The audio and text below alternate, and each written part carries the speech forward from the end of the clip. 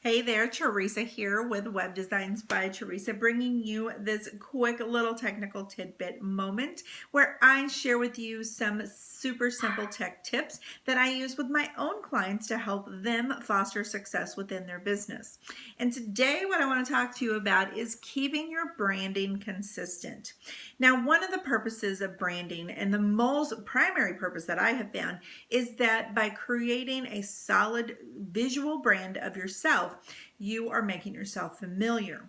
When people see things that are within that consistent brand imagery, they think of you. Now, when they think of you, and because you're familiar, this begins to foster trust with those that start to recognize you. And trust turns into sales, it turns into referrals, it turns into testimonials, all of which feed into more sales, referrals, and testimonials.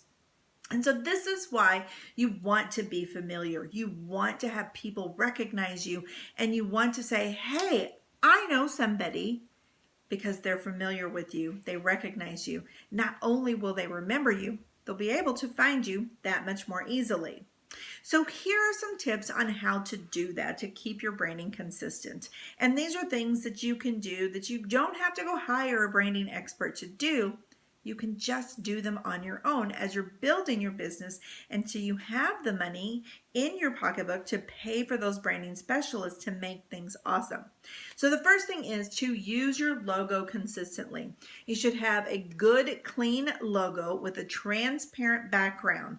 No white boxed backgrounds on your logos unless it's part of the logo, which it usually isn't.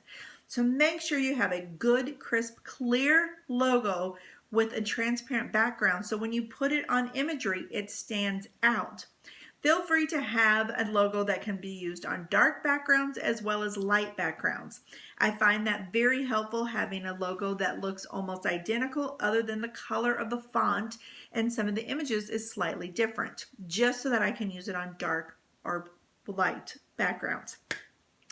Next, take the time to develop yourself a color palette.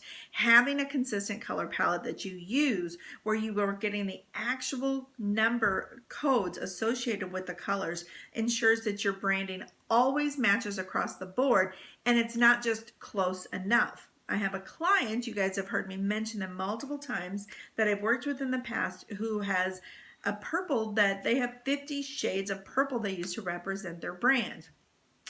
It's no longer close enough. It's a little bit of a hot mess when you're trying to work with 50 different colors. And then the next thing that I encourage you to do, so we've got the colors, we've got the logo. Now I want you to look for imagery that tells your story best, and look for similar imagery. And this is the pictures that you use, those stock images or the photos that you have taken by a photographer. Make sure that they have a consistent theme, that they all kind of tie together and look similar, and that each and every one of them are telling the story of your brand in a way that connects with your ideal customers, because pictures speak very, very loudly. And then finally, use consistent visual fonts throughout your documents, throughout your marketing things. Don't go with super scripty here and super blocky over here, because it just doesn't flow and it doesn't help you be familiar. So I hope you found these tidbits helpful and useful, and I look forward to sharing more with you again in the very near future. For now, have a great day, and I will talk to you soon. Bye.